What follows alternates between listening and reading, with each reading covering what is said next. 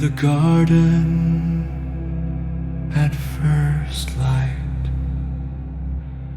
The garden lay quiet under the shroud of early dusk, a serene bastion of purity and peace. White lilies, kissed by the dew of dawn,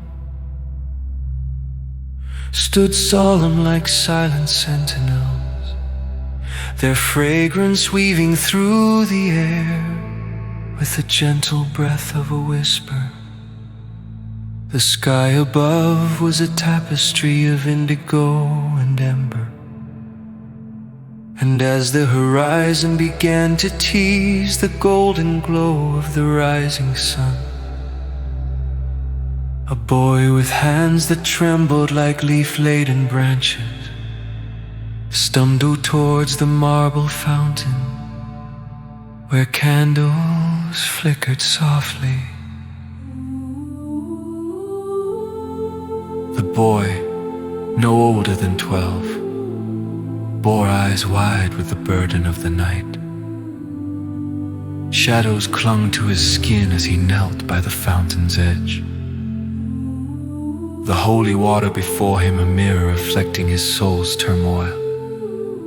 He dipped his quivering hands into the cool sanctity, the ripples mirroring the unease within him. Each droplet that cascaded down his fingers seemed to carry away fragments of his sorrow, but still they shook, perhaps from the chill, or perhaps from the weight he bore alone. His heart beat a rhythm of regret, yet he longed for the melody of forgiveness. He had come to this garden not merely for solace, but for redemption. For in the quiet sanctuary of lilies,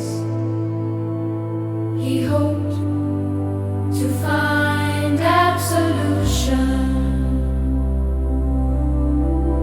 Sunlight began to pierce the early morning clouds, a golden choir across the heavens.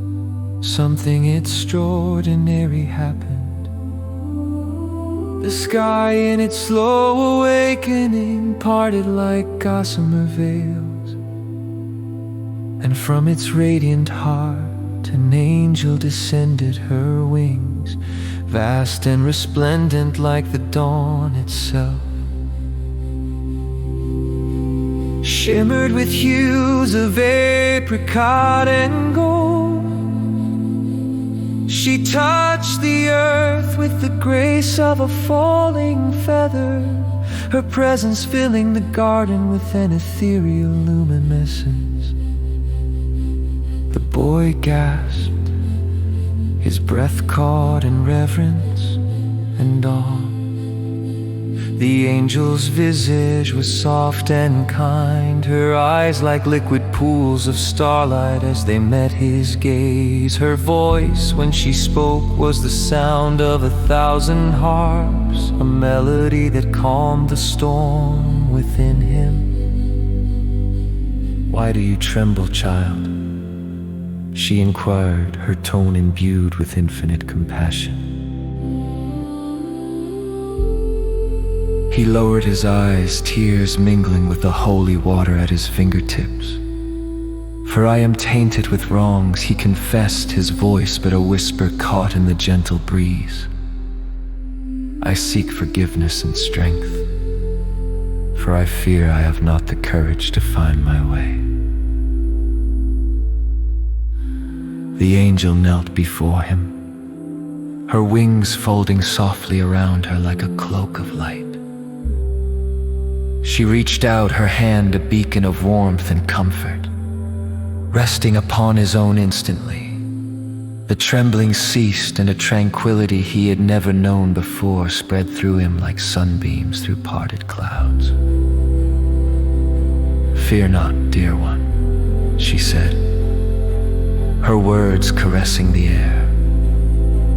"For in seeking forgiveness you have already begun to heal. The morning dew cleanses the lily's petals, yet it does not ask for their purity. It offers peace. As the boy looked into her eyes, he saw the reflection of a world renewed, untouched by the shadows of his past. The garden, now basked in the full embrace of dawn, seemed to breathe with the vibrant hues of life. Birds sang their morning hymn, and the lilies glistened in the early light, their fragrance a prayer of incense rising heavenward. With newfound courage, the boy rose, his soul buoyed by the angel's words. He knew then that the grace of this encounter was a gift, its light something he could carry into the smallest corners of his heart. The morning it washed away not only the darkness of the night, but the lingering fear that he was alone. As he turned to the fountain once more, he understood that each morning was a promise, a chance to begin anew, to weave forgiveness into the tapestry of living, much like the sun painted its first strokes upon the sky. The angel, watching his transformation, offered him a gentle smile. Remember, child, the light you seek is within you, ready to rise with each dawn. With that, she unfolded her wings, ascending slowly back into the heavens, leaving behind a trail of shimmering hope.